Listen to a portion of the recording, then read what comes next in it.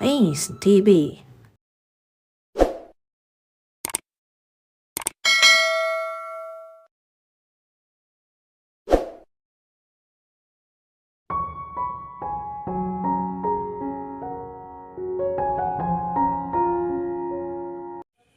May hindi magandang pakiramdam si David. Kinakabahan siya na hindi maintindihan. Wala naman siyang problema sa opisina at pati na rin sa mga taong malalapit sa kanya. Nagbabakasyon na kanyang mga magulang sa Indonesia at kani-kanina ay katatawag lang sa kanya. Sigurado rin siya na nasa maayos na kalagayan si Julia dahil kasakasama niya ito ngayon kahit na nagkakaroon sila ng konting pagtatalo. Minsan ka nang tumira sa bahay namin. What's wrong kung titira ka uli roon? Hindi maiwasang mairita ni David. Kanina pa kasi nila pinagtatalunan ni Julia ang tungkol sa pagtira nito sa bahay nila. Sa susunod na linggo ay magsisimula na ito magtrabaho at dahil sa Maynila iyon, kailangan nitong doon din manirahan. Ayoko David, hindi magandang tingnan. Anong hindi magandang tingnan doon?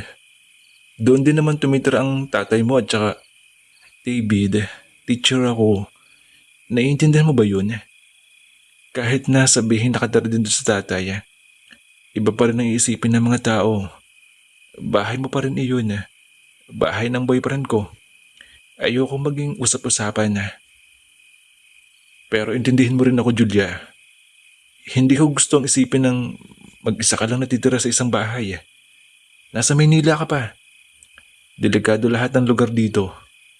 Hindi naman ako palagi nasa tabi mo para bantayan ka.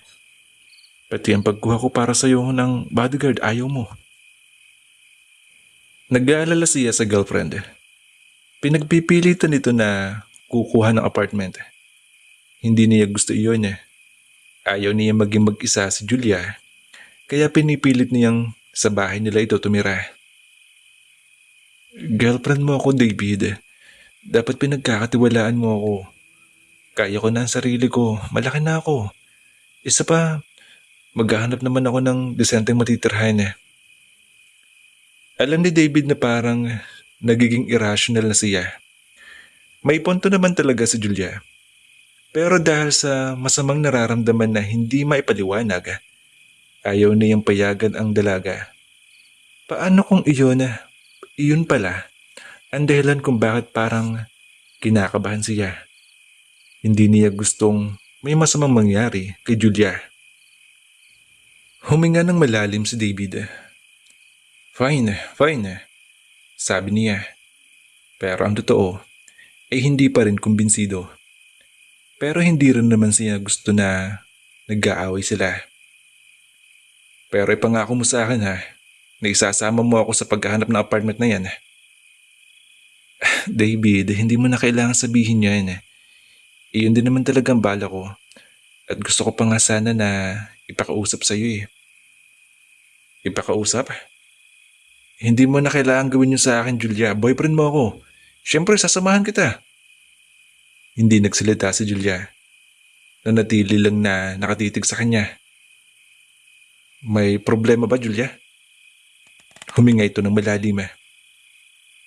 Napansin ko lang na nitong mga nakarang araw, masyado ka na naging abala at parang nawawalan ka na ng oras sa akin. Pero alam mo naman ang nangyayari, di ba? Busy ako sa kumpanya. At saka, tinatawagan naman kita araw-araw, di ba? Nagkikita tayo kapag weekends. At saka, si Amanda. Si Amanda kasama mo last weekend. Putol nito sa sinasabi niya. Medyo na-caught off guard si David sa sinabi ni Julia. Totoo naman iyon.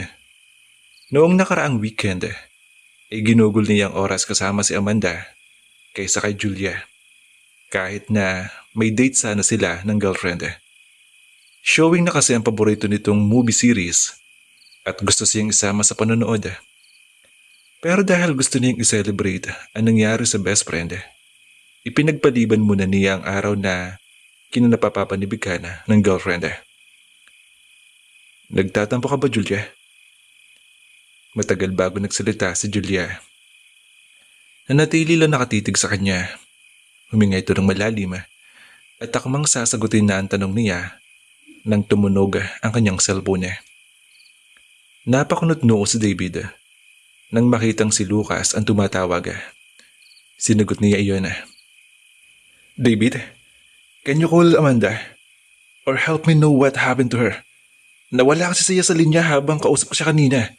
I tried calling her a lot of times after the incident but nawala saglit sa linya si David. Napamura siya. Lucas, what's wrong? Nanginginig ang boses ni Lucas nang sagutin siya nito.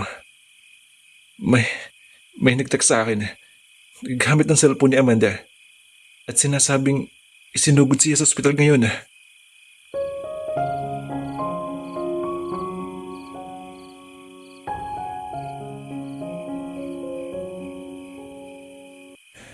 Lucas was pacing the floor. Hindi siya mapakali. Kahit na sinabi ng doktor na maganda ang naging resulta ng operasyon ni Amanda, hindi rin niya magawang kumalma. Nasa recovery room ang dalaga at hinihintay pa ring magising. Oras na malaman ni Lucas ang masamang nangyari kay Amanda, napabiyahin na naman siya ng hindi sa oras papunta sa Pilipinas. Hindi niya maatim na makibalita na lang kay David sa kung ano ang nangyayari sa dalaga. Kailangan niyang malaman ng personal ang lagay ni Amanda. Alam din niya na kailangan siya nito sa oras na makarecover ito. Wala nang pakialam pa si Lucas kung pagalitan man siya ng manager dahil sa ilang beses na pag-iwan ng trabaho dahil kay Amanda.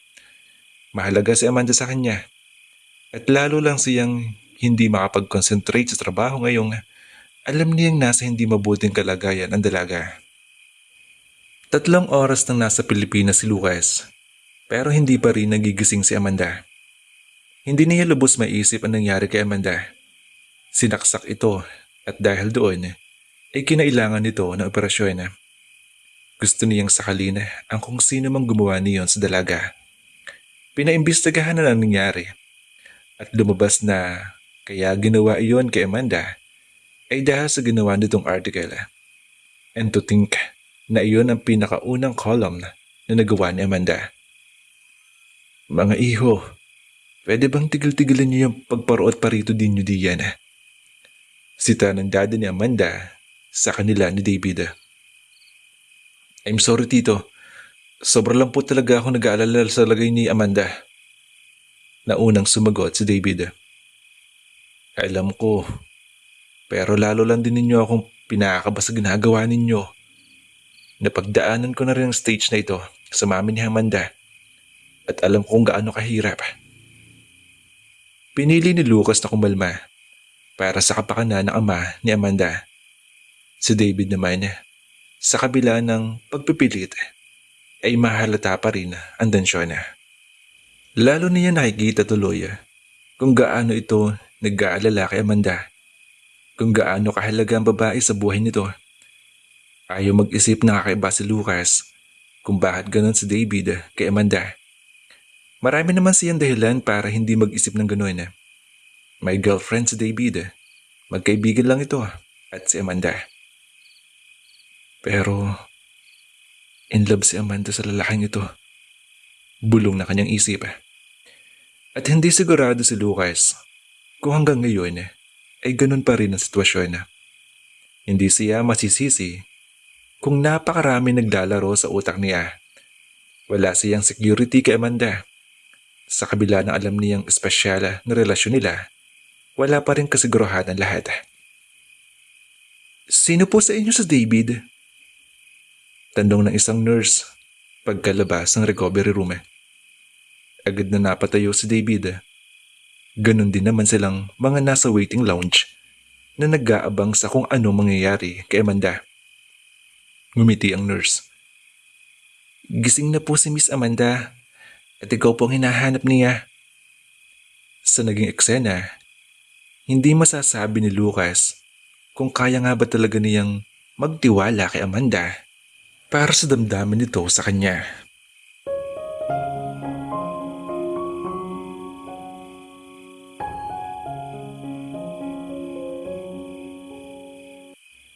Mabilis ang naging recovery ni Amanda at hindi na siya nagtaka kung bakit. Ikaw ba naman ang palibutan ng lahat ng mga espesyal na tao sa buhay mo? Papaano hindi ka agaling agad? She felt special. She felt really love. Kahit na napapagalitan siya dahil sa nangyari. Wala pa rin iyon sa pagmamahal na nakukuha niya ngayon. Come on, Amanda, kainin mo na ang apple na to. Pangungulit ni David. Sa ilang araw na pananatili niya sa ospital, hindi ito umaalis sa kanyang tabi. Pero hindi niya ipinagtaka iyon. Ganun talaga si David kapag may sakit siya. Matindi ang pag-aalala nito at hindi siya pababayaan habang hindi pa lubusang magaling. David, wala pa isang oras na kapainin mo ako ng 2 saging. Reklamo niya. Kahit alam naman niya na makakabuti para sa kanya ang mga ipinapakain ni David at busog pa siya. Kahit na, para mabilis ka rin na gumaling at makalabas ka ng ospital na ito. Sinabi ng doktor na pwede na akong makalabas sa makalawa, di ba? And I feel good now. Presensya niyo pa lamang ni Daddy at ni Lucas. Sapat na para gumaling ako. Ginitian niya ang 2 lalaki na kasama rin sa hospital room. Hindi sanay si Amanda na kapag nagkakasakit ay dumarating ang daddy niya. Lalo na't alam niyang ng mga panahong may nangyaring masama sa kanya ay nasa Ilocos ito para sa isang business meeting. Pero bumalik ang daddy niya para alagaan siya. Sadyang nagbago na ito. At si Lucas, hindi rin niya lubos maisip na sisirain na naman ito ang isang mahalagang trabaho para sa kanya, para alagaan siya. Sa mga ganung bagay, si David lang ang nag-aalala sa kanya. Pero ngayon, naramdaman niya kung gaano siya pinagpala. But still, you need these fruits, Amanda. Dali na, kainin mo. Sayang naman ang pagbabalat ko. Kinuha ni David ang apple, saka pilit na isinubo sa kanya. Pumasok ang nurse sa kwarto at nakita ang ginagawa ni David. Ang swerte-swerte po talaga ninyo, Mama. Ang sweet ng boyfriend ninyo. Parang kinikilig pang sabi ng nurse. Boyfriend? Natawa si Amanda sa komento ng nurse. Tumingin ang nurse kay David. Itinuro pa ang kaibigan. Siya po, boyfriend niyo po si Sir, di ba? Lalong natawa si Amanda. Hindi ko siya boyfriend. We are friends. Talaga po? Ang akala po namin, mga naging nurse niyo rito, boyfriend niyo siya. Siya po yung unang tinawag niyo nung nagising kayo. Hindi siya umalis sa tabi ninyo. At makikita talaga ang pag-alala sa mukha niya. Umiling si Amanda. Close lang talaga po kami. Sanay siya mapagkamalan silang dalawa na mag-boyfriend ni David. Pero hindi niya maiwasang magtaka. Hindi ba kilala ng mga ito si Lucas? Maaaring nakadisguise pa rin ito para hindi pa rin pagkaguluhan. Pero madalas na kilala na rin siya ng tao bilang special someone sa buhay ng binata. Hindi siya na-recognize ng mga nurse bilang babae sa buhay ni Lucas. Tumangot ako ang nurse, pero ramdam niyang hindi pa rin ito kumbinsido. Pero ipinagkabit-balikat na lang iyon ni Amanda. Hindi naman ang nurse ang unang nag-akala ng gano'n. Marami na. Hindi na rin naman niya naapektuhan. Lalo na ngayong alam niyang nakamove on na siya kay David. Maya-maya, ay nagpaalam sa kanya si David na lalabas ng kwarto. Sumunod ang daddy niya, kaya naiwan silang dalawa ni Lucas sa kwarto. Pinalapit niya ito sa kanya. Hinawakan niya ang mga kamay nito. Salamat sa pagpunta mo rito, ha, at sa pananatili mo dito. Sa pananatili ni Amanda ng ilang araw sa ospital, ngayon sila nagkapagsolo ni Lucas. Hindi kasi siya nilulubayan ni David at ng kanyang ama. Hinalikan siya ni Lucas sa noo. It's my pleasure to be here. Nginitian niya ito. Kung gano'n, pwede mo bang ituloy ang ginagawa ni David sa akin kanina? Sandaling natigilan si Lucas, pero maya-maya ay umiling ito. Sinabi mo na hindi mo naman talaga gustong kumain, di ba? Yeah, pero kung ikaw ang magpapakain sa akin, it's okay. So gusto mo na pagsilbihan kita? Kagaya ng ginagawa sa'yo ni David? Actually, I'm waiting for you to do that. Kontento naman si Amanda na nasa tabi niya si Lucas. Pero malaki pa rin ang kagustuhan niyang sana ginagawa rin nito ang mga bagay na ginagawa sa kanya ni David. Ramdam naman ni Amanda ang pagpapahalaga sa kanya ni Lucas. Hindi nito ipinagpapalit ang trabaho na nasa malayong lugar para lang masiguro kung anong lagay niya. Para manatili sa kanyang tabi ngayong may sakit siya. Dahil alam nito na kailangan niya ito. Hindi na niya kailangan sabihin iyon para lang manatili ito sa tabi niya. Talaga? Ang akala ko kasi si David lang ang gumagawa ng mga ganito. At akala ko ito yung gusto mo. Mahina lang ang boses ni Lucas pero manilaw iyon sa kanyang pandiniga. Kumunot ang noo niya. Anong ibig mong sabihin? Siya ang unang hinanap mo nang magising ka. Lucas, sanay ako na si David ang nag-aasikaso sa akin kapag ganitong nalalagay ako sa panganib. Siya nag-aalaga sa akin. Isa pa, hindi ko naman alam na nandito rin kayo ni Daddy para kayo ang hanapin ko. Tinitigan lang siya ni Lucas. Pagkatapos ay huminga ng malalim. Okay, fine. Leave it. Lucas, nagseselos ka ba kay David? Sinalubong nito ang tingin niya. May karapatan ba ako, Amanda? Umawa ang mga labi niya, pero hindi agad nakapagsalita. Iyon ba ang gusto ni Lucas? Ang magkaroon ng karapatan sa kanya? Hinihintay lang ba nito na bigyan niya ng pangalan ang kung anumang namamagitan sa kanila? Papaano kung kagaya niya ay natatakot lang din magtanong si Lucas? Kung gano'n, kailangan na nilang linawin ni Lucas kung ano ang relasyon nila dahil kontento na si Rowan. Ramdam niyang hindi gano'n si Lucas. Pero bago pa man siya makapagsalita, ay magkakasunod na pumasok ng kwarto ang daddy niya at si David. Tama ba na pag-usapan nila ni Lucas ang mga ganung bagay sa harap ng dalawa? Marami pa namang oras.